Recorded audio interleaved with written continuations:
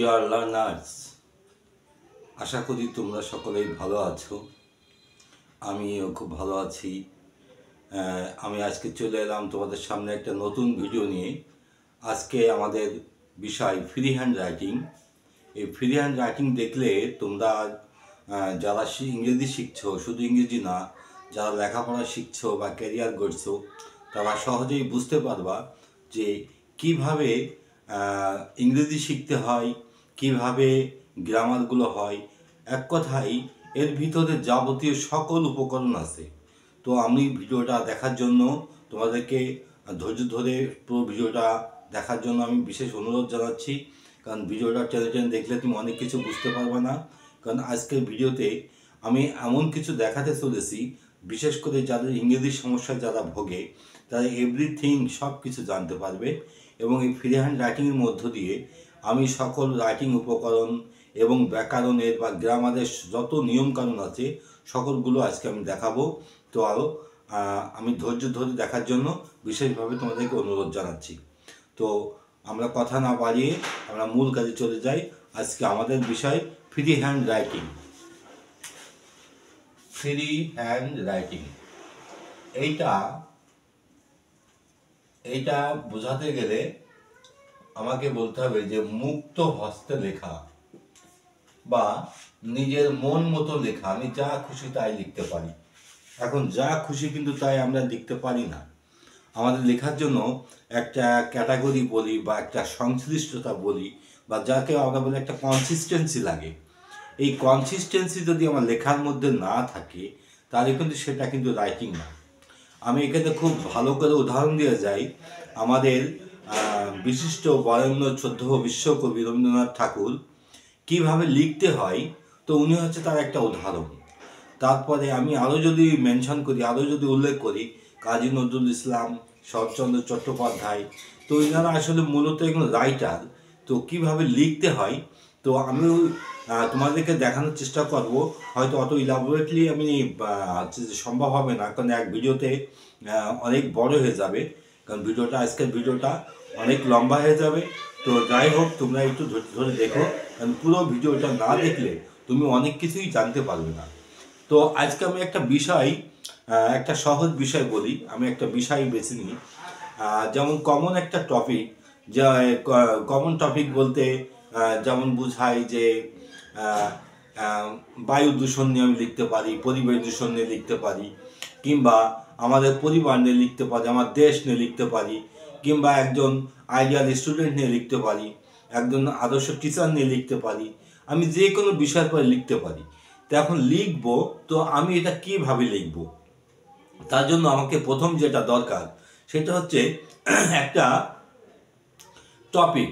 এখন এই টপিকটা যখন আমরা লিখতে বসি, তখন কিন্তু টপিকের উপরে একটা ফোকাস বা একটা আলোকপাত করার দরকার থাকে যে আমি কি লিখবো আর কি লিখবো না। তো সেটা আমি তোমাকে ধাপে ধাপে দেখাই।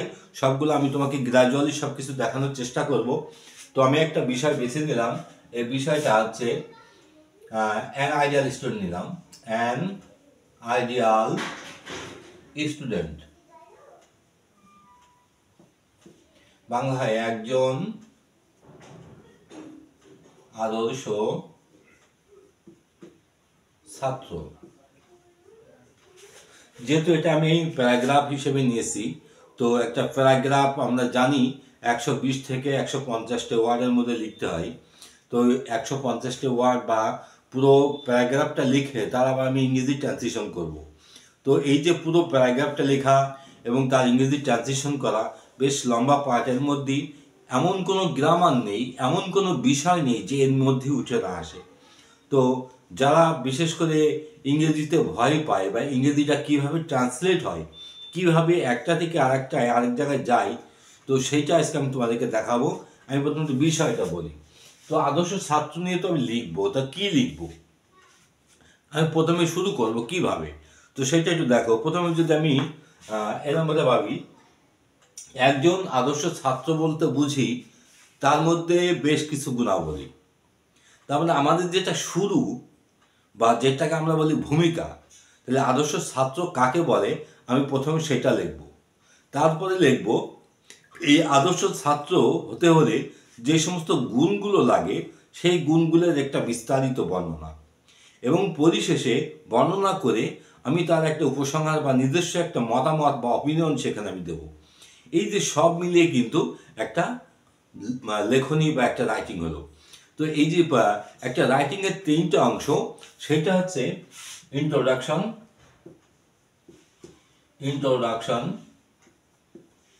নেক্সট আসছে বা যেটাকে আমরা বলি ভূমিকা, দ্বিতীয় হচ্ছে ডিসক্রিপশন,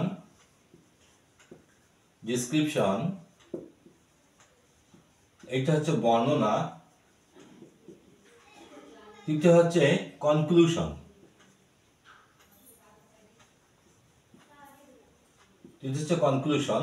উপসংহার। যে কোনো রাইটিং এই 3 ভাগে বিভক্ত থাকে। তো তোমরা যারা বিশেষ করে ফ্রি হ্যান্ডে লিখতে পারো না, তাদেরকে আজকে এই ভিডিওটা অনেক উপকার হবে। তো আমার সাথে ধৈর্য ধরে থাকার জন্য বিশেষভাবে অনুরোধ জানাচ্ছি। তো আমরা এবার এইগুলোর উপরে কিভাবে লেখা যায় সেগুলো একটু দেখি। প্রথমে আমরা দেখবো ইন্ট্রোডাকশন। তো ইন্ট্রোডাকশনটা আমি কিভাবে লিখবো, তাহলে প্রথমে আমি একজন আদর্শ ছাত্র দিয়েই আমি লিখবো। একজন আদর্শ ছাত্র বলতে আমরা বুঝি একজন আদর্শ ছাত্র বলতে আমরা বুঝি যে সে কয়েকটি গুণের সমষ্টি। প্রথম আমি একটা বাক্য লিখলাম যে একজন আদর্শ ছাত্র বলতে বুঝি যে তাকে বেশ কিছু গুণাবলী আছে, তার মধ্যে সেই গুণগুলোর সমষ্টি। এইগুলোকে কথা একটু গুছিয়ে, একটু কম্প্যাক্ট করে, বা কথাটাকে একটু ভালো করে সুন্দর করে সাজিয়ে, একটু ঘনীভূত করে এগুলো তুমি লেখার চেষ্টা করবা। এগুলো লিখতে লিখতে তোমার অভ্যাস হয়ে যাবে, তখন তোমাকে আর বলতে হবে না। তো এই প্রথম লেখাটা আসলে আমাদের সকলের জন্য, যারা ফার্স্ট বিগিনার তাদের জন্য একটু সমস্যা হয়। এবার দেখো পরের বাক্য আমি কি লিখি, যে একজন আদর্শ ছাত্র বলতে বুঝি যে সে কয়েকটি গুণের সমষ্টি। এইবার সেই গুণগুলো কি কি আছে, তার মধ্যে আমরা এখানে আমরা দিলাম, যেহেতু এখানে সমষ্টিবাচক কথা, তাই আমি দিলে এখানে ভুল হবে। তার মধ্যে আমরা দেখতে পাই যে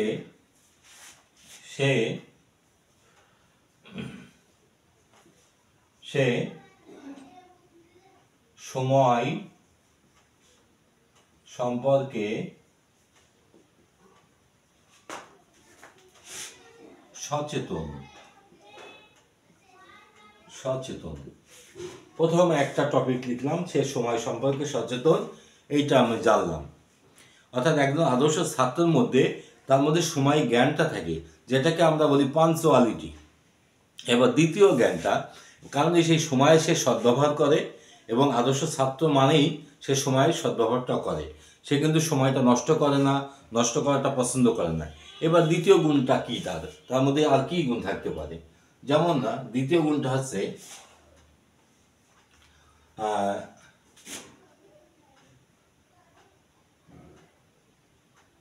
প্রথমত, এখানে লিখলাম দেখতে পাই যে প্রথমত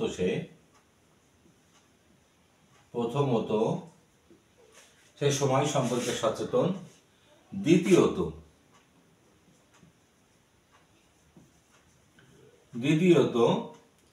সে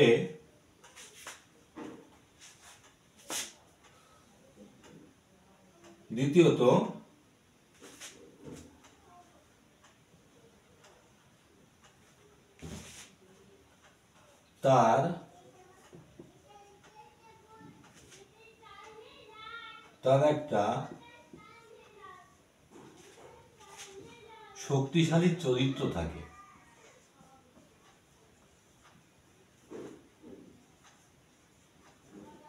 শক্তিশালী চরিত্র, চরিত্রের অধিকারী লিখলাম, চরিত্রের অধিকারী। তো এই যে কথাগুলো তোমরা একটু সাজিয়ে গুছিয়ে লিখবা, কারণ এই সাজানোটাই হচ্ছে এটার প্র্যাকটিস। সে একটি শক্তিশালী চরিত্রের অধিকারী। আমরা দুটো গুণ লিখলাম। এবার তৃতীয়ত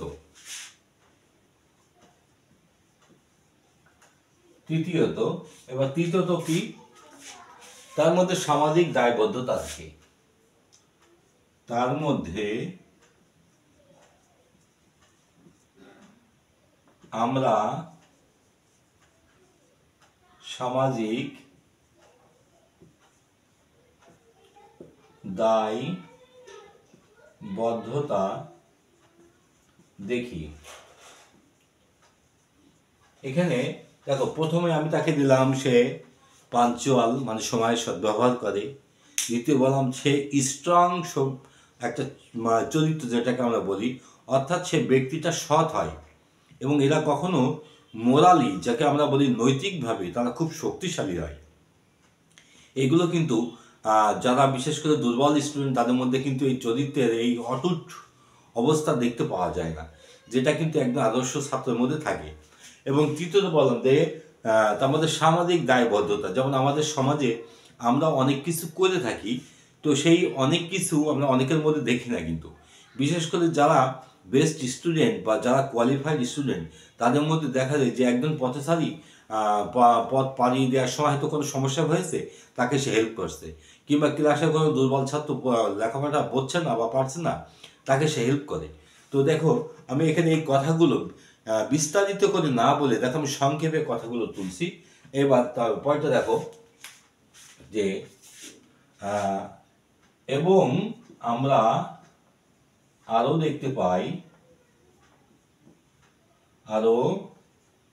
দেখতে পাই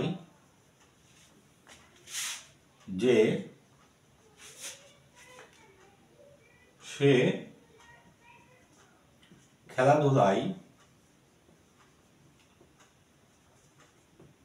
খেলাধুলায়ও আগ্রহী, অর্থাৎ সে খেলতে পছন্দ করে। দেখো, আমি এখানে প্রথম ইন্ট্রোডাকশন লিখছিলাম এবং আদর্শ ছাত্র কাকে বলে সেটা বলেছি, এবং তার মধ্যে কি কি গুণ থাকে সেই গুণগুলো তুলেছি। এইগুলো কিন্তু সকলে কিন্তু ইন্ট্রোডাকশনের ভিতরে চলে যাবে, অর্থাৎ ভূমিকার মধ্যে গেল। এবার হচ্ছে আমি বিস্তারিত বর্ণনা করব। তা যেহেতু প্যারাগ্রাফ মানে একটা প্যারা হবে, এখানে দুইটা প্যারা না, একটা প্যারা। তো আমি একটা প্যারার মধ্যে সবই লিখবো। এবার আমি গুণগুলোর বিশ্লেষণ করতে যাব, যেটাকে আমরা বলি ডিসক্রিপশন। তাহলে আমরা প্রথমত কোনটা দেখছিলাম? সময় সম্পর্কে। এবার এইটা সম্পর্কে তুমি একটু ইলাবোরেট করা, বা কি বলতে চেয়েছিলে, বা তার মধ্যে সময় সম্পর্কে কতটা সচেতন, সেটা তুমি বলার চেষ্টা করো। এবার আমি লেখো যে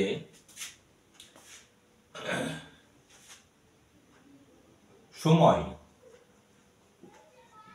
কমা দিয়ে তার কাছে অতি মূল্যবান বস্তু। সে এক মিনিটও সময় নষ্ট করে না। আমরা প্রথম টপিকটা লিখলাম। এবার এইটা সম্পর্কে আরেকটু বলতে হবে। দেশে যে সময় নষ্ট করে না, যথা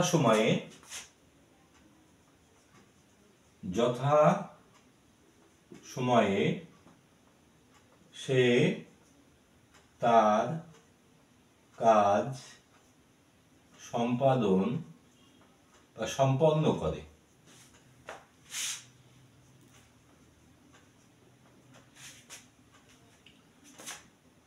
সে সারাদিন সময় ধরে কাজ করে। ব্যাস, আমার আর দরকার নেই। আমি এখানে দুটো তিনটে অ্যানালাইসিস করেছি, কারণ যেহেতু আমরা চারটে তার গুণ তুলেছি, চারটে গুণে যদি আমি 3টে করে বাক্য লিখি, তার 3 4 12টা বাক্য হয়ে যাবে।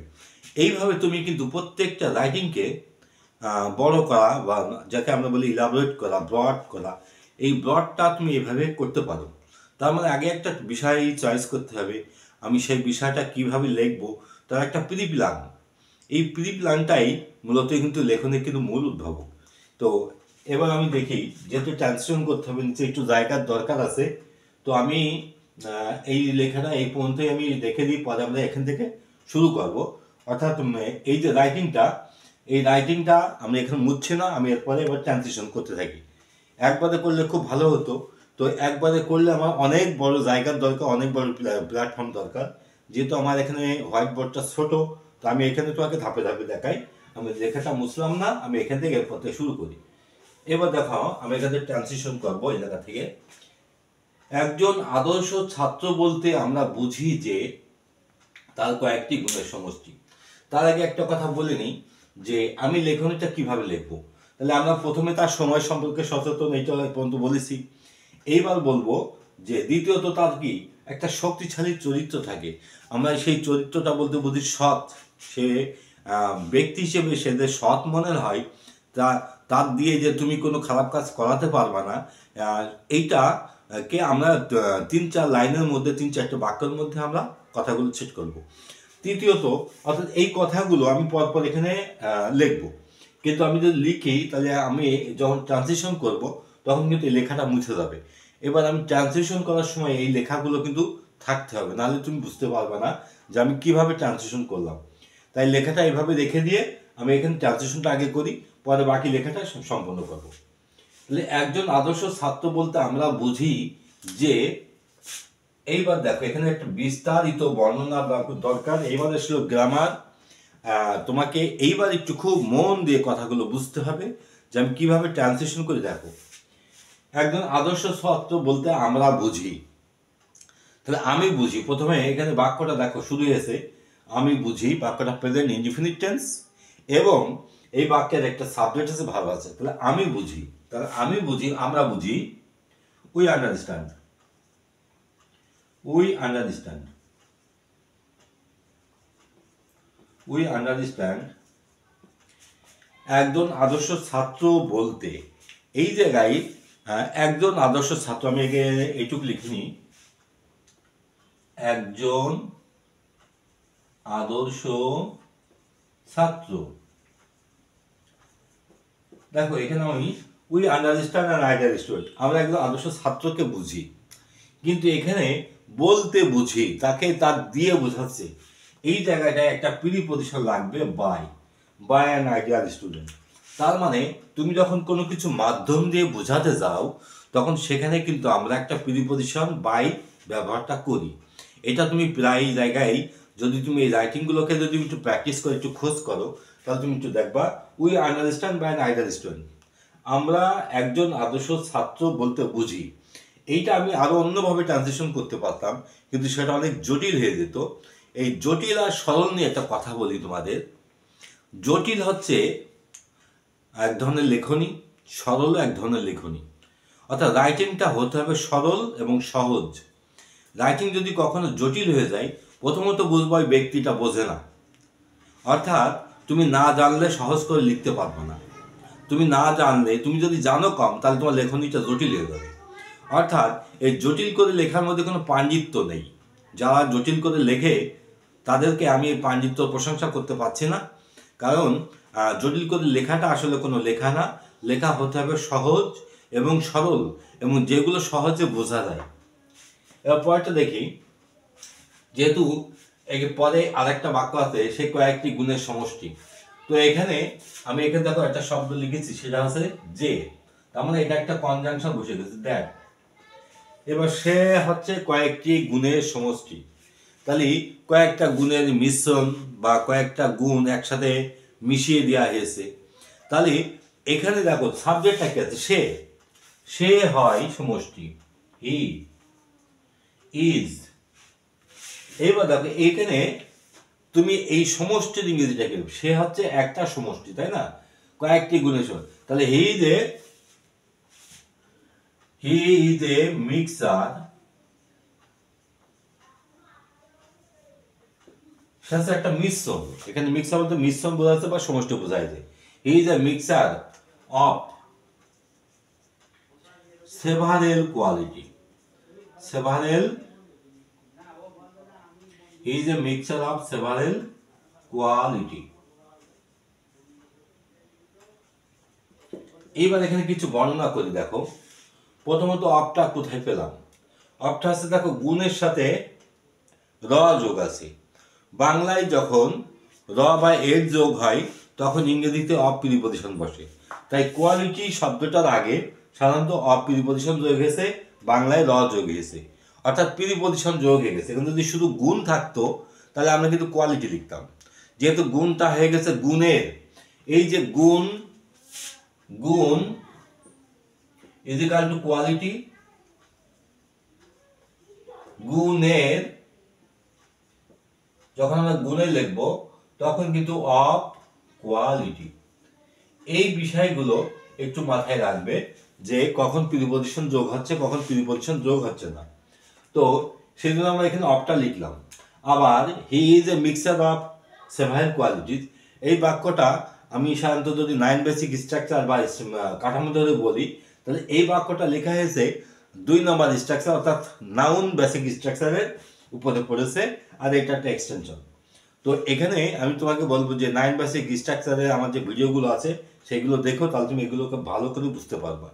আসলে এইগুলো করতে গেলে তোমাকে টেন্সটা জানতে হবে, পার্টস অফ স্পিচটা বুঝতে হবে বা জানতে হবে, সেন্টেন্সগুলো বুঝতে হবে, এবং 9 বেসিক স্ট্রাকচার ইংরেজি ভাষার যে 9টা বাক্য আছে এই 9টা বাক্য তোমাকে বুঝতে হবে। যদি তুমি এইগুলো না বোঝো তাহলে তুমি এইগুলো কিন্তু ভালো করে বুঝতে পারবে না। তো আশা করি আমি তোমাকে বোঝাইতে পেরেছি।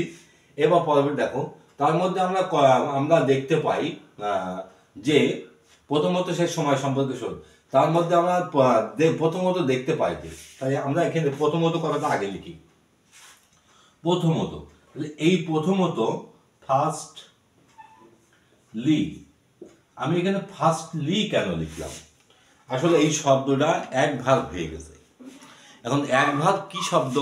এক ভাগ হতে সেই শব্দ যেটা একা আলাদা আলাদা বসতে পারে এবং সেটা বাক্যের সাথে যোগ হয়ে যে বাক্যকে জাস্ট একটু ইলাবোরেট করে আর একটু তথ্য যোগায়, কিন্তু এখানে বাক্যের স্ট্রাকচারে কোনো পরিবর্তন হয় না। তো এই প্রথমত কথাটা এগুলো সাধারণত একদম বাক্যের শুরুতে বসে, নয় শেষে বসে, অথবা মূল ভার্বের আগে যে এটা বসে, এই 3টে পজিশনে বসে। প্রথমত লিখলাম, তার মধ্যে আমরা দেখতে পাই, প্রথমত আমরা তার মধ্যে দেখতে পাই। এবার আমরা দেখতে পাই, আবার উই ক্যান সি, এখানে আমি ক্যানটা লিখলাম যে আমরা দেখতে পাই। উই সি আমরা দেখি, কিন্তু এখানে আমরা দেখতে পাই, এখানে পাওয়ার ইংরেজি চাচ্ছে। তার মানে এখানে ক্যান শব্দটা না লিখলে তুমি কথাটা ঠিকঠাক মতো অর্থও হবে না। তুমি যদি ক্যানটা বাদ দাও তাও গ্রামাটিক্যাল কিন্তু ভুল নেই, কারণ তুমি কিন্তু আর এক ভাষায় কথা বলেছো। তুমি যে ভাষায় কথা বলো না কেন সেইটাই রাইট। অর্থাৎ তোমার লেখনীটা জাস্ট প্রেজেন্ট ইনডিফিনিটিভ না হয় যদি তুমি কন্টিনিউয়াসলি লেখো, হয়তো ভাষাটা শ্রুতি মাধুর্য হয়তো একটু এদিক ওদিক হয়তো হয়ে যেতে পারে, কিন্তু তার মধ্যে কিন্তু তার ভাব এক্সপ্রেশন কিন্তু চেঞ্জ হয় না। তো যাই হোক, উই ক্যান সি আমরা দেখতে পাই তার মধ্যে। এইবার আমি এখানে তাকে লিখবো, যেহেতু তার মধ্যে, তাহলে আমি এখানে কি হিজ লিখবো না, কারণ যখন কোনো সাবজেক্ট অবজেক্টের দিকে চলে যায়, অবজেক্ট বলতে বোঝায় ওই পাশের অংশ বা প্রেডিকেটের মধ্যে। অবজেক্ট বললে ভুল হবে, এখানে এটা প্রেডিকেট বলি। তো প্রেডিকেট আর সাবজেক্ট যারা চেনো তারা জিনিসটা বুঝতে পারবে, যারা চেনো না তারা বুঝতে পারবে না। প্রেডিকেট বলতে বোঝায় যে সাবজেক্ট বাদে বাকি যে অংশটা। তো এখানে যেহেতু এটা প্রেডিকেটের মধ্যে যাচ্ছে, তাহলে এখানে আমরা সাবজেক্ট যখন লিখি যখন সেটা অবজেক্টের দিকে চলে যায় বা প্রেডিকেটের মধ্যে চলে যায়, তখন উই থাকলে আস হয়, হি থাকলে হিম হয়, হি থাকলে হিম হয়, আই থাকলে মাই হয়, মি হবে। এই যে এইগুলো। আর আরেকটা আছে পজেসিভ ফর্ম। তো এই পজেসিভ ফর্ম দেখাতে গেলে আরো ভিডিওটা অনেক বড় হয়ে যাবে। তো আমি কিন্তু সংক্ষেপে তোমাকে মোটামুটি করে দেখাই যাতে করে তুমি সহজে বুঝতে পারো। তো এইবার আমি হিমটা লিখলাম, অর্থাৎ সে লিখলাম, বা তাকে কথাটা কিন্তু বের হয়নি, অর্থাৎ আমরা তার লিখেছি, তাকেটা লিখিনি। এই জায়গাটায় যদি আমি একটা ইন, তার মধ্যে আমি যদি ইনটা না লিখি তাহলে কিন্তু তার মধ্যে আমি জিনিসটা বোঝাইতে পারবো না। তার মানে এখানে একটা সাবজেক্ট ব্যবহার হয়েছে একটা ভার্ব ব্যবহার হয়েছে এবং একটা ফ্রেজ ব্যবহার হয়েছে, এখানে অবজেক্টের ব্যবহারটা হয়নি। এই জন্য নাইন বেসিক স্ট্রাকচারটা জানা দরকার, আমরা দেখতে পাই তার মধ্যে। এইবার এরপরে আসছে দেখো একটা, এখানে একটা কনজাংশন আছে, এবার একটা কনজাংশনের ব্যবহার লাগবে দ্যাট। আমরা দেখতে পাই যে সে সময় সম্পর্কে সচেতন, শুধু এই বাক্যটা দেখবো আমরা, সে সময় সম্পর্কে সচেতন। তাহলে সে হয় সচেতন সময় সম্পর্কে, কথাগুলো এভাবে আমরা সাজাবো। এই বাক্যটা দেখো 3 নাম্বার স্ট্রাকচারের পরে, অর্থাৎ 9 বেসিক স্ট্রাকচার জানলে তুমি প্রত্যেকটা গ্রামার খুব নিখুঁত করে বুঝতে পারবা। এই জন্য আমি তোমাকে বারবার এই রেফারেন্সগুলো দিচ্ছি, যে সমস্ত লার্নার যারা ইংরেজি শিখতে চাও বা একাডেমিক ক্যারিয়ার সম্পর্কে জীবনটা গড়তে চাও, তুমি যে পরীক্ষায় দাও না কেন, তুমি ইংরেজি ছাড়া কোনো পরীক্ষায় তুমি পার করতে পারবে না। তো এখানে সে হয় সচেতন, হিটা ছোট হতে হবে, কারণ আমি এখানে কনজাংশন ব্যবহার করেছি, নতুন বাক্য না। এখানে পুরো বাক্যটা নিলে এটা ভুল হয়ে যাবে, অর্থাৎ এই জায়গাটা তুমি ছোট হাতের এইচ লাগবে। হি is conscious, CONSCIOUS, he is conscious. এবার আমি সে হয় সচেতন, এবার কি সম্পর্কে, সেটা হচ্ছে সময় সম্পর্কে। আমি এখানে সময়টা লিখলাম টাইম। দেখো এখানে সাবজেক্ট বসেছে, ভার্ব বসেছে, লিঙ্কিং ভার্ব, এটা অ্যাডজেক্টিভ কমপ্লিমেন্ট, তার মানে 2 নম্বর স্ট্রাকচার। এবার এর পরে কি বসতে পারে, এরপরে একমাত্র ফ্রেজ ছাড়া বসার কোনো জায়গা নেই, তার মানে এই সময়কে তোমাকে এখন ফ্রেজে রূপান্তর করতে হবে। এবার সময়টা বসলো, এবার সম্পর্কে একটা নিজেই প্রিপোজিশন, অর্থাৎ about, he is conscious about time. এখানে অ্যাবাউট লিখলাম, আমি আরেকটা শব্দ লিখলাম অফ লিখলাম, দুটোই রাইট, অর্থাৎ অফ এবং অ্যাবাউট দুটোই ঠিক একই রকমের কথা বলে, একই রকমের অর্থ প্রকাশ করে। হি ইজ কনসাস অফ, এটা অ্যাপ্রোপ্রিয়েট ফ্রেজ, আর কনসাস অ্যাবাউট, এটা অ্যাবাউটটা দেওয়া লাগে না, তবে তোমাদেরকে বোঝানোর সুবিধাতে লিখলাম, অর্থাৎ দুটো এখানে হবে। হি is conscious about time, conscious of time. এবার এই বাক্যটা এখন শেষ হয়ে গেছে। বলছে দ্বিতীয়ত তার একটি শক্তিশালী চরিত্রে সে, দ্বিতীয়ত সে একটি শক্তিশালী চরিত্রের অধিকারী। এখানে তার কথাটা ভালো লাগছে না, সে একটি শক্তিশালী চরিত্রের অধিকারী। এবার সে হয় অধিকারী, আমি এখানে দেখো বাক্যটা সাজাই, সে হয় একটি শক্তিশালী চরিত্র অধিকারী, তাহলে সে একটি শক্তিশালী চরিত্রের সে হয় অধিকারী। তাহলে বাক্যটা সাজাবো আমরা কিভাবে, এবার দ্বিতীয়ত, তাহলে আবার লিখবো আমরা সেকেন্ডলি, CONDLY, সেকেন্ডলি, অর্থাৎ ফার্স্টলিটা যেভাবে লিখছিলাম দ্বিতীয়টা সেভাবে লিখলাম। সেকেন্ডলি সে হয়, হি ইজ, তাহলে সে হচ্ছে, এবার অধিকারীর ইংরেজিটা আমরা কি লিখবো, এই জায়গায় একটা প্রশ্ন রয়ে গেছে। এখন যারা ইংরেজি জানে, যেমন আমি জানি, আমি যাতায়াত দিয়ে একটা লিখতে পারি, তো একে বলা হচ্ছে ভোকাবুলারি, তার মানে তোমাকে ভোকাবুলারি লাগবে। এই জন্য পার্টস অফ স্পিচটা বললাম, যে কোনো ভোকাবুলারি তুমি যদি ইংরেজি শিখতে চাও, নিউজ পেপার, বই পড়া বা কোনো খবর শোনা বা যে কোনো কথা, বিশেষ করে ইংলিশ ওয়ার্ড নিয়ে কাজ করা বা ইংলিশ ওয়ার্ড নিয়ে চিন্তা ভাবনা করা, এইগুলো ব্যবহার করতে করতে তোমার একটা অভ্যাস হয়ে যাবে। তার মানে ইংরেজি শিখতে গেলে আসলে তোমাকে মানে ডেডিকেশনটা লাগবে, বা নিজেকে যতক্ষণ তুমি সমর্পণ করে না দিচ্ছ ততক্ষণ ইংরেজি তোমার মধ্যে প্রবেশ করবে না। এবার এখানে দুইটা বসানো আগে আমি একটু লিখে অধিকারী, পজেসর, হি ইজ দ্য পজেসর, এখানে পজেস থেকে পজেসর, এটা হচ্ছে অধিকারী, হি ইজ দ্য পজেসর, এখানে ফুল স্টপটা হবে না, সে হচ্ছে অধিকারী আমরা লিখলাম।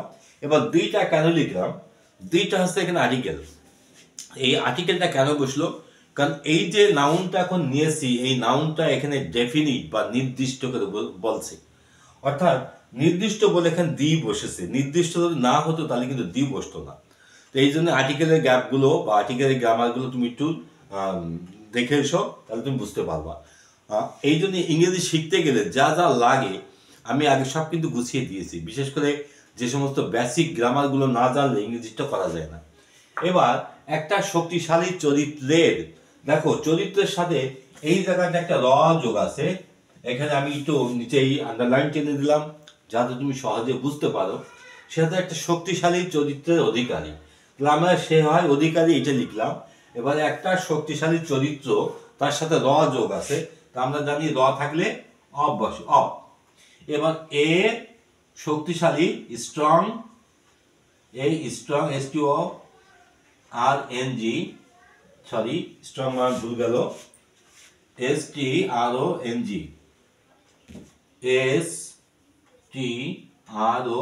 স্ট্রং, একটা শক্তিশালী বা চরিত্র, ক্যারেক্টার।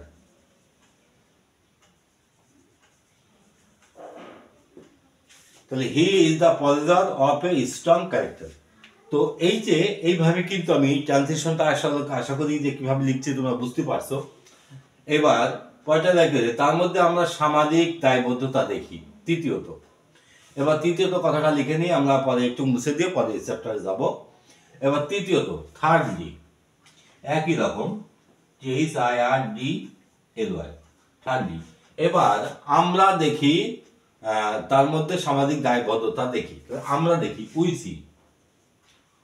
সি। আবার এখানে ক্যান লিখলাম না, কারণ যেহেতু আমি ক্যানটা বাংলায় লিখিনি তাই আমি ইংরেজিতে লিখলাম। উই সি, আমরা দেখি, তার মধ্যে একটা সামাজিক দায়বদ্ধতা। ইন হিম, এটা আগেও লেখা যায় পরে লেখা যায়। এবার একটা সামাজিক দায়বদ্ধতা, শুধু এই কথাটা, এ সোশ্যাল রেসপন্সিবিলিটি, সোশ্যাল রেসপন্সিবিলিটি। এইভাবে তুমি ছোট ছোট করে তুমি বাক্যগুলোকে ট্রান্সলেশন করো। এবার আমরা আবার বাংলায় যাই, এগুলো এখানে থাক, আমরা যে পর্যন্ত লিখেছি এ পর্যন্ত মুছে দিলাম। তার মানে আমরা এখানে সামাজিক দায়বদ্ধতা দেখি, এখান থেকে কথাগুলো নেই, আমরা এটুকু মুছে দিলাম, যেটুকু আছে ওইটুকু আমরা ট্রান্সলেশন করব, আর তারপরে আমরা এইটুকু আবার লিখব। এগুলো সব মুছে দিলাম, আমার একটু জায়গা দরকার। তো এবার দেখো, আমরা এরপরে প্রতিটি কাজগুলো আমরা করব। তো এবার দেখো যে এখানে আমরা একটু বাংলা কথাটা আগে লিখে নিই, আগে এইটুকু ট্রান্সলেশনটা ছেড়ে নিই। এবার হচ্ছে এবং আমরা আরো দেখতে পাই যে সে খেলাধুলায় আগ্রহী, এবং অ্যান্ড, যেহেতু ওখানে আমরা ফুল স্টপ দিয়েছি তাহলে আমরা এখানে অ্যান্ড দিয়ে শুরু করবো, অ্যান্ড। এবার আমরা আরো দেখি, উই অলসো, এই যে অলসো মানে আরো, উই অলসো সি, আমরা আরো দেখি, আরো কি দেখি বা দেখতে পাই লিখলাম এখানে, তাহলে উই ক্যান অলসো সি, ক্যানটা এখানে লাগবে, উই ক্যান অলসো সি, সে খেলাধুলায় আগ্রহী। তাহলে আবার এখানে দ্যাট কথাটা আসছে, that, we can also see that, আমি এখানে আন্ডারলাইন করে দিলাম বোঝার সুবিধার জন্য, যে সে খেলাধুলায় আগ্রহী, হি ইজ। এবার আগ্রহী ইংরেজি আমরা এখানে জানি ইন্টারেস্ট, এবার এখানে ইন্টারেস্ট লিখলে হবে না, কারণ ইন্টারেস্ট মানে আগ্রহ, এই আগ্রহ শব্দটা হয়ে গেছে আগ্রহী, তার মানে নাউন থেকে অ্যাডজেক্টিভ হয়ে গেছে, অর্থাৎ 3 নাম্বার স্ট্রাকচার পড়ছে। তাহলে এই জন্য এখানে ইন্টারেস্টেড হয়ে যাবে। এই গ্রামারগুলো সেই জন্য তোমাকে পাঁচটা পিসটা জানার জন্য বিশেষভাবে আমি তোমাকে বলছি। He is interested in sports, he is interested in sports. এবার পরেরটা আমরা দেখি যে সময় তার কাছে অতি মূল্যবান, সময় কমা দিয়ে তার কাছে অতি মূল্যবান বস্তু, টাইম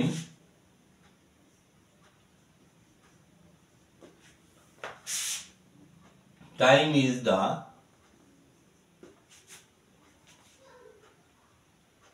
most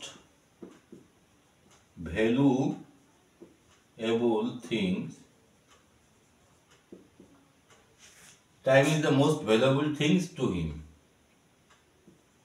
তার কাছে। এবার দেখো এই বাক্যটা আমি তোমাকে বলি যে the most valuable thing কেন লিখলাম, কারণ সময় দেখো অতি মূল্যবান। দেখো বাক্যটা এখানে সুপারলেটিভ ডিগ্রিতে পড়েছে, তার সুপারলেটিভ ডিগ্রি মানে কি, সেটা হচ্ছে যে এই বাক্যটা আমাদের সুপারলেটিভ ডিগ্রিতে ফর্ম পূরণ করতে হবে। তো এখানে ভ্যালুয়েবল এটা কিন্তু মূল ডিগ্রি, এই ডিগ্রির যেহেতু ডিগ্রি হয় না সেজন্য তার একটা মোস্ট কথাটা লাগে। আবার সুপারলেটিভ ডিগ্রিতে আমরা জানি দি আর্টিকেলটা বসতেই হয়। এবার এরপর একটা নাউন না বসালে অর্থ হবে না। তারপর দি মোস্ট ভ্যালুয়েবল থিং, অতি মূল্যবান বস্তু। তো এইগুলো তুমি লিখতে লিখতে প্র্যাকটিস করতে করতে কিন্তু সব বুঝে যাবা। তো he time is the most valuable thing, তারপর তার কাছে, যেহেতু তার লিখেছি কাছে শব্দটা এখানে টু না দিলে অর্থটা হয় না, সেজন্য একটা প্রিপজিশন এখানে লিখলাম। তো আশা করি আমি বোঝাতে পারছি যে সময় তার কাছে অতি মূল্যবান বস্তু। এবার সে 1 মিনিটও সময় নষ্ট করে না। এবার দেখো প্রেজেন্ট ইনডিফিনিট, প্রতিটা বাক্যই এখন এখানে প্রেজেন্ট ইনডিফিনিট। সে সময় নষ্ট করে না, হি নেভার, সে কখনো সময় নষ্ট করে না 1 মিনিটও, তা লেখা হয়নি, সে 1 মিনিটও সময় নষ্ট করে না। He does not waste a single moment.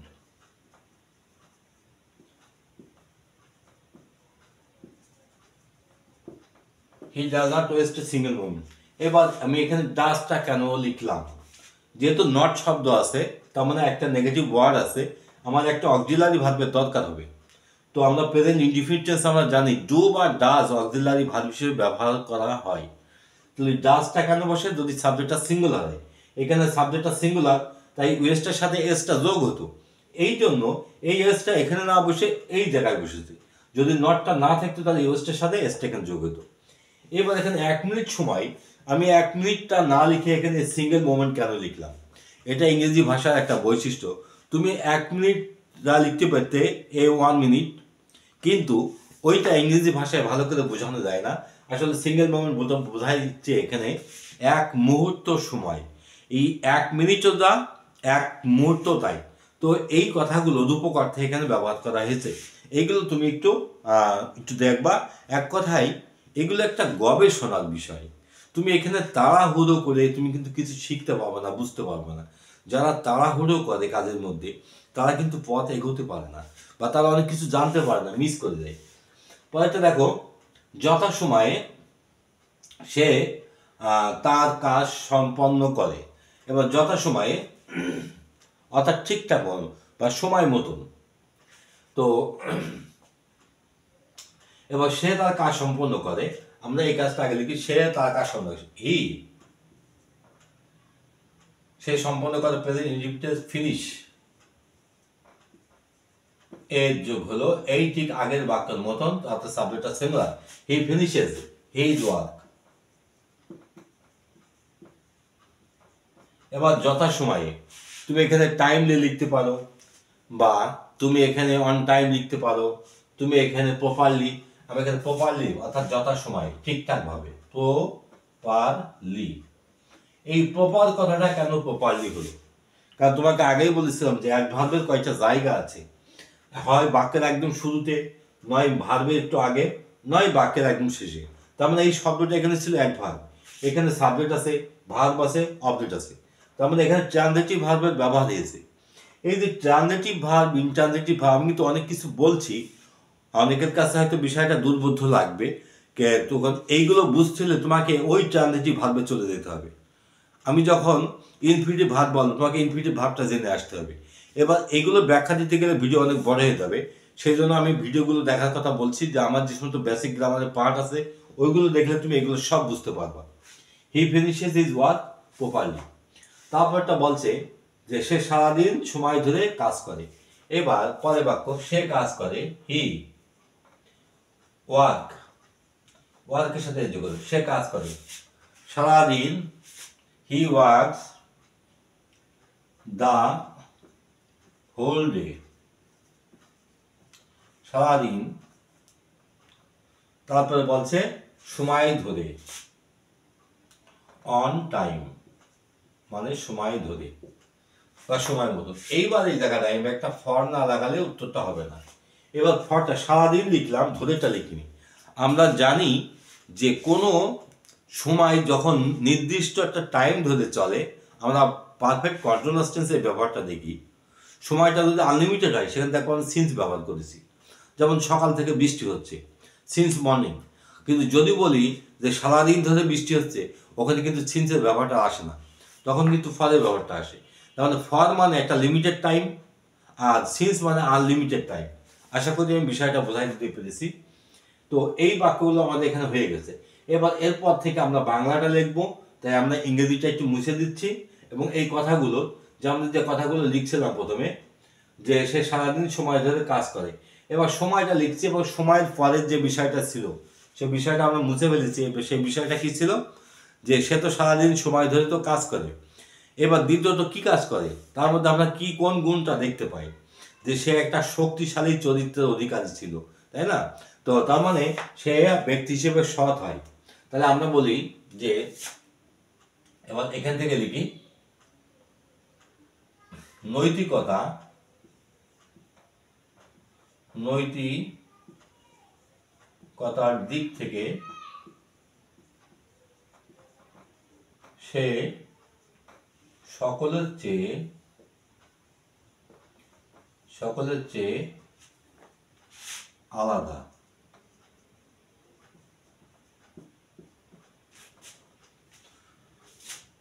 তাকে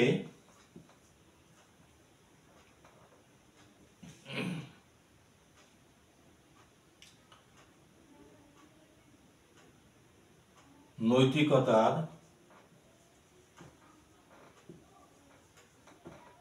উদাহরণ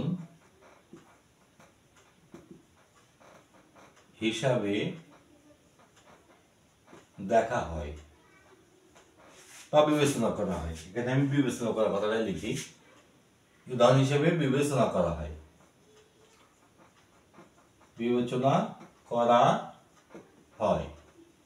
অর্থাৎ দুটো বাক্য লিখি, আমরা আর একটা বাক্য লিখবো, নৈতিকতার দিক থেকে সকল থেকে আলাদা, সে নৈতিকতা উদাহরণ হিসেবে তাকে বিবেচনা করা হয়। কারণ একজন ভালো ছাত্রের মধ্যে এই গুণটা থাকে যে তার মধ্যে যে নৈতিক যে পজিশনটা থাকে সকলের থেকে ডিফারেন্স, কারণ সেটা আসলে একটা উদাহরণ, মোরালিটির একটা উত্তম উদাহরণ হচ্ছে সে।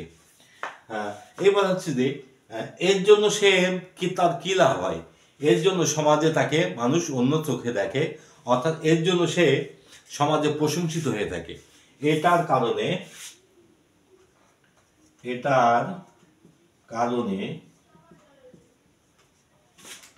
সমাজে সে প্রশংসিত হয়ে থাকে। আমি যদি একটা বাংলা একটা ইংরেজি লিখতাম সেটাও ভালো হতো তোমাদের জন্য, কিন্তু তোমরা এই বিষয়ের টপিকটা হারিয়ে ফেলতে। কারণ আসলে আগে দরকার মানে বাংলাটা দরকার, বাংলা হলে তুমি ইংরেজিটা বুঝতে পারবে না। তো আসলে এখানে অনেক কিছু উঠে আসছে, এই জন্য তোমার জন্য একটু মানে ধৈর্য ধরে বুঝতে হবে, ভিডিওটা একটু টেনে টেনে দেখবা, তাহলে তুমি বুঝতে পারবা। এবার দেখো, সে প্রশংসিত হয়ে থাকে, আমি এখানে 3টা বাক্য লিখে ফেলেছি, আর আমার লেখার দরকার নেই। এইবার দেখো পরেরটা, আর একটা কি আছে, এইবার হচ্ছে সে খেলাধুলায় আমরা আরো দেখতে পাই আরেকটা লিখছিলাম, সে তার মধ্যে সামাজিক দায়বদ্ধতা থাকে। তো এই যে সামাজিক দায়বদ্ধতা, এটা কিন্তু আর একটা গুণ, অনেক ক্ষেত্রে বলেও পারা যায় না, কিন্তু তার মধ্যে আছে। তাহলে আমরা এই বলতে এখন সে প্রশংসিত হয়ে থাকে তার নৈতিক চরিত্রের কারণে। এবার হচ্ছে যে তাছাড়া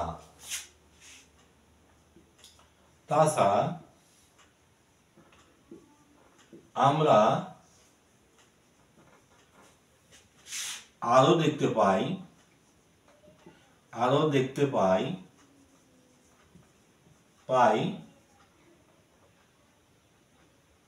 তার সামাজিক দায়বদ্ধতা,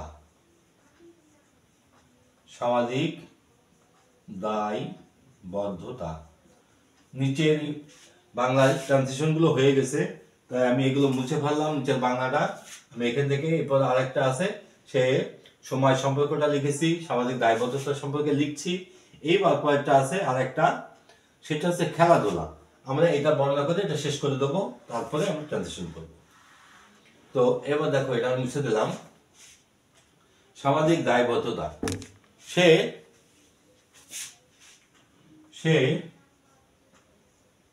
অপরকে কোনো স্বার্থ ছাড়াই, কোনো রকম স্বার্থ ছাড়াই সাহায্য করে। তার মধ্যে আমরা এই গুণটা দেখতে পাই। অর্থাৎ সামাজিক যে দায়বদ্ধতা যেটাকে আমরা বলি, যার জন্য কোনো লাভ সে খোঁজে না। আর এইগুলো কিন্তু এক পর্যন্ত ভালো ছাত্রের মধ্যে কিন্তু এগুলো পরিলক্ষিত হয়, এগুলো অন্য কোনো জায়গায় দেখা যায় না। সে বলছে যে অপরকে কোনো স্বার্থ ছাড়াই সে সাহায্য করে, এর জন্য কোনো ফিডব্যাক সে চায় না, এর জন্য সে কোনো প্রতিদান চায় না, প্রতিদান চায় না। আর বাকিটা এখানে শেষ করে দিই। এবার লাস্টে যেটা ছিল সেটা হচ্ছে খেলাধুলা। আমরা এটা আরো বলতে পারি, এছাড়াও আমরা দেখতে পাই, এছাড়াও আমরা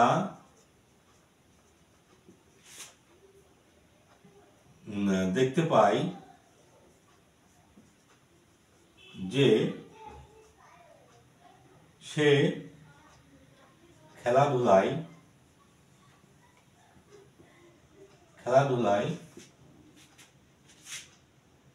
প্রচন্ড আগ্রহী।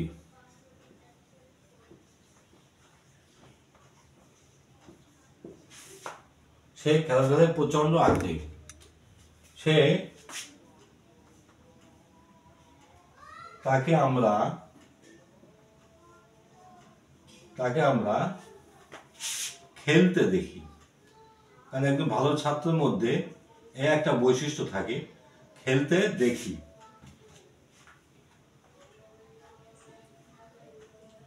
খেলতে দেখি।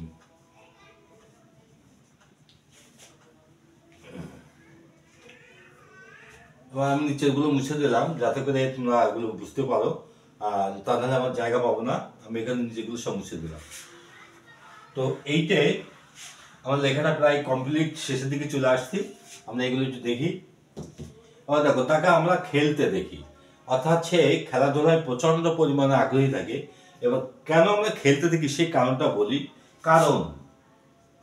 কারণ সে স্বাস্থ্য সম্পর্কে অধিক সচেতন, স্বাস্থ্য সম্পর্কে অধিক সচেতন। সে আর পাঁচজনের মতো না, অর্থাৎ স্বাস্থ্যদের সকল সুখের মূল এই জিনিসটা সে জানে। এই জন্যই কিন্তু তাকে আমরা খেলাধুলায় দেখি। তার যদি কাজ থাকে, তার যদি লেখাপড়া থাকে, সে কিন্তু খেলতে চায় না। খেলা সে কখন? অবসর সময়ে, যখন সে ফ্রি থাকে তখন কিন্তু সে তার স্বাস্থ্য বিষয়ে সে নজর দেয়। তার মানে একদম ভালো ছাত্রের কয়টা গুণ দেখো। একটা হচ্ছে সে সময় সম্পর্কে সচেতন থাকে, দ্বিতীয়ত তার চরিত্র সম্পর্কে, তৃতীয়ত তার সামাজিক যে পরিমণ্ডলটা আছে সে পরিমণ্ডল সম্পর্কে, তৃতীয়ত তার স্বাস্থ্য সম্পর্কে। এইভাবে তুমি প্রত্যেকটা পয়েন্ট আউট করো, অর্থাৎ পয়েন্ট বের করো। অর্থাৎ যে কোনো রাইটিংয়ের পরে যে ওই বিষয়টা কি কি বিষয়ে হতে পারে। যেমন যদি এটা গ্লোবাল ওয়ার্মিং হয়, আমি একটা বৈশ্বিক উষ্ণতা, এটা খুব গুরুত্বপূর্ণ প্যারাগ্রাফ। যদি বৈশ্বিক উষ্ণতা হয় তাহলে কি কি কারণে বিশ্বের এই উষ্ণতা বাড়ছে সেগুলো তুমি আগে ফাইন্ড আউট করো, আগে তুমি সেইগুলো খোঁজো। তারপর তুমি দেখবা যে তুমি আস্তে আস্তে কিন্তু লেখাটা বুঝে যাচ্ছ। এইভাবে যদি তুমি লিখতে থাকো তোমার কিন্তু এই প্যারাগ্রাফটা পড়া লাগবে না, কোনো লেখনীটা পড়া লাগবে না। তো দেখো, তৃতীয় সে স্বাস্থ্য সম্পর্কে সচেতন। এবার শেষে আমার কথা বলে, পরিশেষে আমরা বলতে পারি বা অবশেষে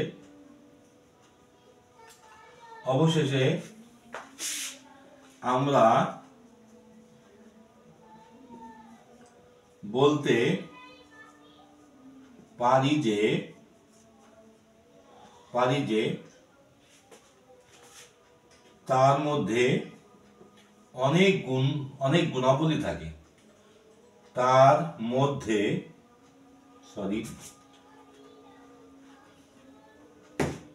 তার মধ্যে অনেক গুণাবলী থাকে।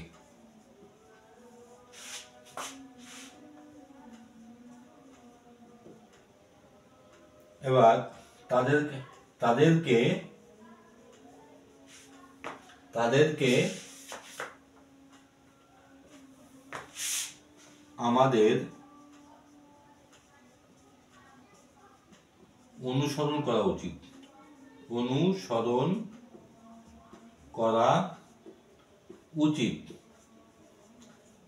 আমি কথাটা একটু তাড়াতাড়ি শেষ করে দিলাম। এটাকে যদি আরো ইলাবোরেট করতে চাও তো আরো করা যাবে, কিন্তু বাক্যটা অনেক বড় হয়ে যাবে বা কথাগুলো অনেক বড় হয়ে যাবে। যে পর্যন্ত লিখেছি আমি সে পর্যন্ত আগে ট্রানজিশন করে দিই, তো তাই অনেক বড় হয়ে গেল ভিডিওটা।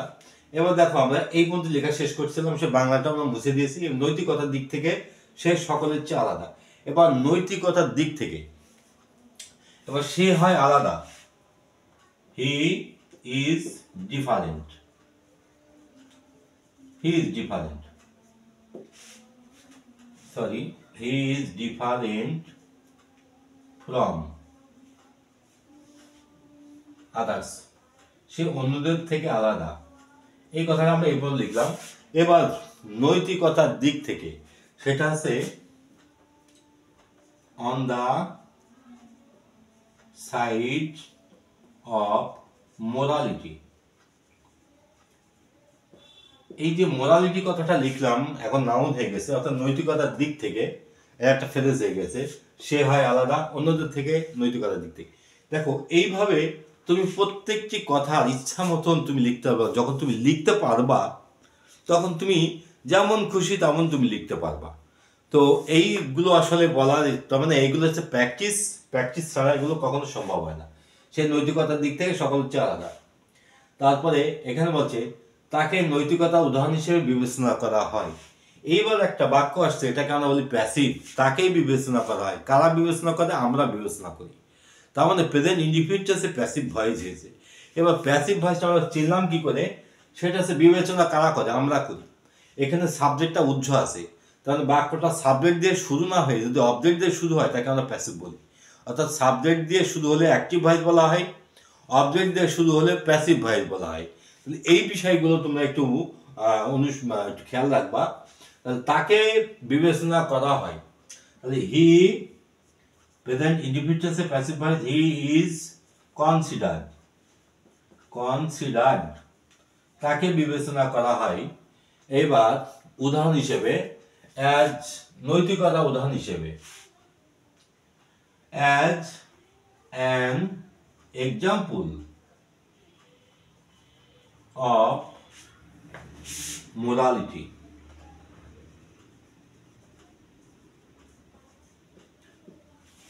হি is considered as an example of morality. তো দেখো নৈতিকতা উদাহরণ হিসেবে তাকে বিবেচনা করা হয়, সে বিবেচনা করে না কিন্তু তাকে আমরা বিবেচনা করছি, অর্থাৎ বাক্যটা প্যাসিভ হয়ে গেছে।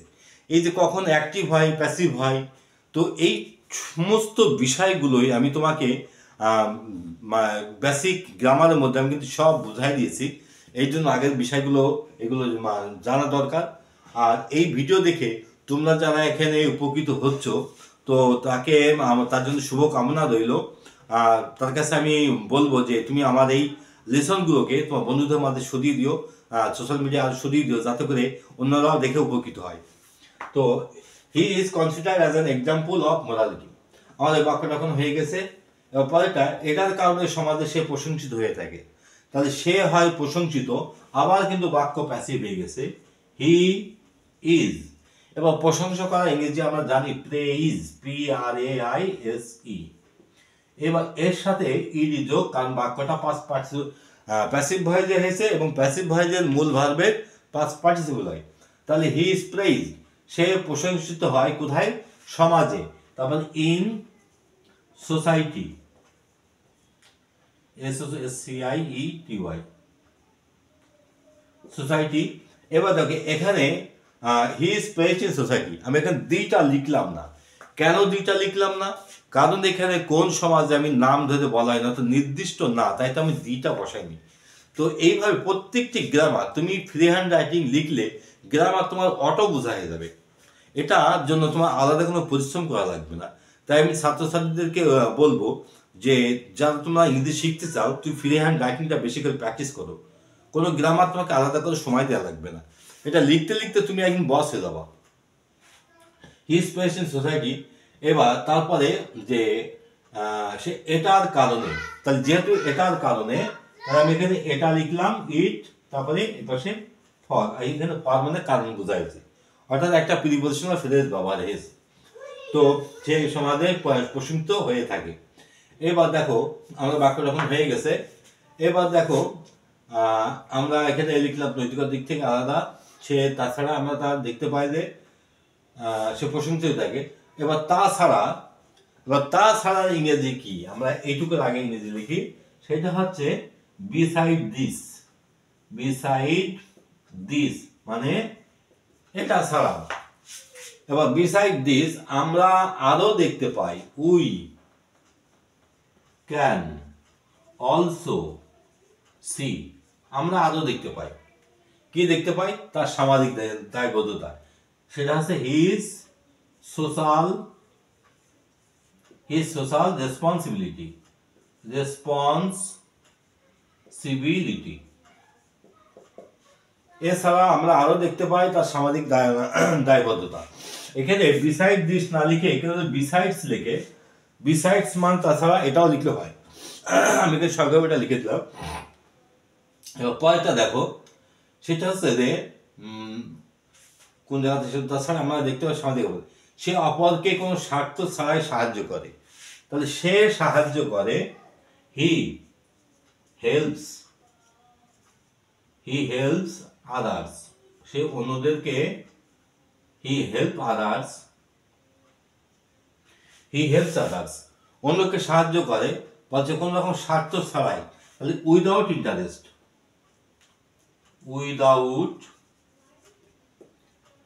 ইন্টারেস্ট, কোনো রকম স্বার্থ ছাড়াই সে সাহায্য করে।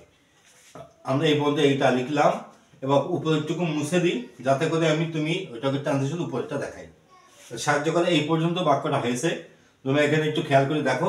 তাহলে এখান থেকে আমি একটু মুছে দিলাম এবং উপরেরটুকু আমি এমনি করে দিই।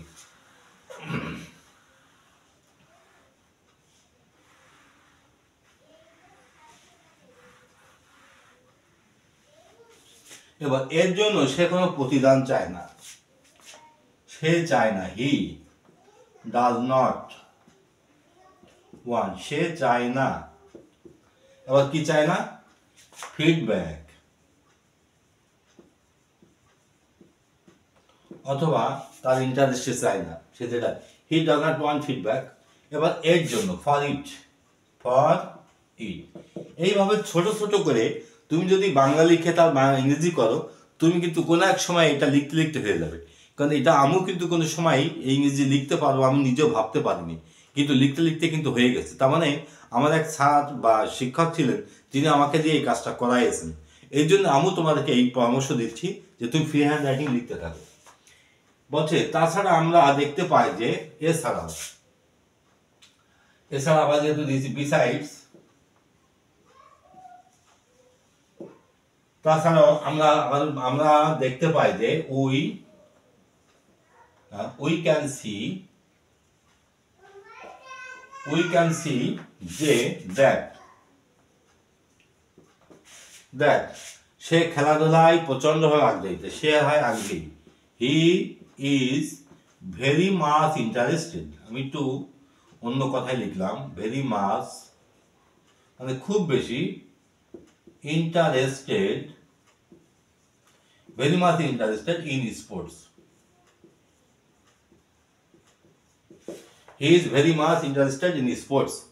তাকে আমরা খেলতে দেখি। এবার তাকে আমরা প্রায় খেলতে দেখি। এবার এখানে আমরা খেলতে দেখি, উই ক্যান সি হিম, আমরা তাকে দেখি খেলে, ইন প্লে, অর্থাৎ খেলাধুলার মধ্যে দেখি, ইন প্লে। তারপরে খেলাধুলার মধ্যে দেখি, সেটা আমরা এখানে ইন প্লে লিখলাম। এখানে তুমি to play we I can see him to play, সেটাও কিন্তু হয়, কিন্তু এখানে এই প্লেটা নাউন ফর্ম ধারণ করেছে, সেজন্য আমরা এখানে নাউন হিসেবে লিখলাম। তাকে আমরা খেলতে দেখি। পরেরটা আসছে, তো এইটার ব্যাখ্যা দিতে গেলে আমার অনেক কথা বলতে হবে, তাই আমি কথাগুলো অত বড় না করে ছোট করে বলছি। ইন প্লে, টু প্লে, যেটা তোমার সুবিধা হয় তুমি সেটা লিখবে, যেটা তুমি স্যাটিসফাইড থাকবে তুমি সেটা লিখবে। এখানে দুটোই রাইট। পরেরটা আছে, কারণ সে স্বাস্থ্য সম্পর্কে অধিক সচেতন। এবার কারণ, বিকজ সে হয় অধিক সচেতন।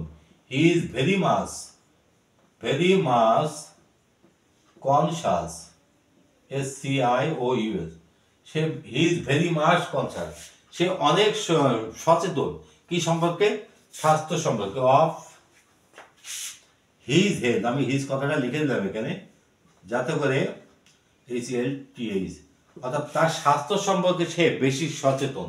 কারণ একজন মেধাবী ছাত্রের বৈশিষ্ট্য হচ্ছে তাই, সে তার স্বাস্থ্য, তার চরিত্র, তার সময়, তার লেখাপড়া এগুলো সম্পর্কে বা তার সামাজিক বিষয়গুলো এগুলো সম্পর্কে সে অনেক সচেতন থাকে। এটাই হচ্ছে তার কোয়ালিটি। তাহলে প্রত্যেকটি রাইটিংয়ের ব্যাপারে তোমাকে আগে এই বিষয়গুলো পয়েন্ট আউট করতে হবে, তাহলে তুমি খুব সহজে জিনিসটা লিখতে পারবা। আমি বারবার করে কিন্তু এই পয়েন্টের কথা বলছি, কারণ ফ্রি হ্যান্ড রাইটিং মানে তিনটে পার্ট, একটা হচ্ছে ইন্ট্রোডাকশন, একটা হচ্ছে ডিসক্রিপশন, একটা হচ্ছে কনক্লুশন। এইটা লেখার জন্য আমাকে কিছু পয়েন্ট আউট করতে হয়, কিছু পয়েন্ট তৈরি করতে হয়, এবং সেই পয়েন্টের উপরে দুটো তিনটে কি চারটে করে বাক্য যদি আমি লিখি একটা কনসিস্টিং আকারে, তাহলে কিন্তু একটা ফুল প্যারাগ্রাফ বা একটা রাইটিং পার্ট হয়ে যায়। এইভাবে তুমি লিখতে লিখতে কোনো এক সময় কিন্তু একদম ভালো লেখক হয়ে যাবা। তো তারপরে দেখো, এবার তো বলছে অবশেষে আমরা বলতে পারি যে, তাহলে অবশেষে অ্যাট লাস্ট আমরা বলতে পারি, উই ক্যান সে। প্রত্যেকটি বাক্য দেখো একই স্টাইলে আসছে। তার মানে একবার তুমি লেখা শুরু করলে তুমি খেয়াল করে দেখবা কোন টেন্স আসছে, কোন ভয়েস আসছে, কোন স্ট্রাকচারের বাক্যটা পড়ছে, কোন সেন্টেন্স আসছে, এখানে কোন পার্টস অফ স্পিচ ব্যবহার হবে। এই গ্রামারগুলো অটোমেটিক যখন চলে আসে, অর্থাৎ বাস্তব ব্যবহার বা প্র্যাকটিক্যাল লার্নিং বলা হয়। তো এই জন্য আমি ফ্রি হ্যান্ড রাইটিংটা তোমাদের সকলের প্র্যাকটিস করার জন্য বিষয়ে বলছি। তুমি ইংরেজিটা খুব তাড়াতাড়ি শিখতে পারবে যদি তুমি ফ্রি হ্যান্ড রাইটিংটা যদি করতে পারো। তাহলে we can say, at last we can say, আমরা বলতে পারি যে। এবার কি বলতে পারি যে, এবার যে কথাটা এখানে লেখা আছে মানে একটা কনজাংশন লেখা আছে, বলতে পারি যে তার মধ্যে অনেক গুণাবলী থাকে। এবার ম্যানি কোয়ালিটিস, এটা হচ্ছে subject. Many qualities, LITIES, many qualities are in him, অর্থাৎ বাক্যটা আমি একটু অন্যভাবে লিখলাম।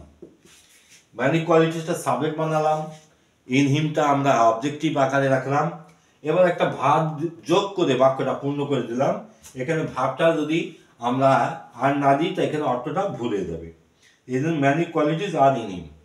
এবার পরে তার কি আছে, তাদেরকে আমাদের অনুসরণ করা উচিত। শেষের বাক্যটা আছে, তাদেরকে আমাদের অনুসরণ করা উচিত। তাহলে আমাদের অনুসরণ করা উচিত। সুতরাং আমরা একটু লাস্টে একটু সুতরাং দিয়ে সারি। সো উই শুড, অর্থাৎ শেষের যে কথাটা শুড, উই শুড ফলো, অথবা আরেকটা আছে পারসু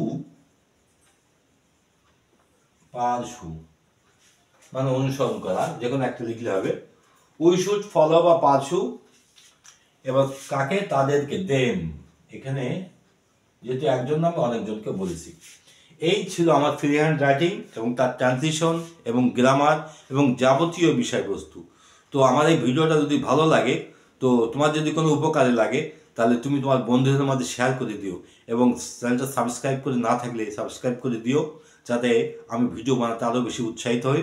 তোমার সাথেই থাকো, আর সামনে ভিডিওতে দেখা হচ্ছে।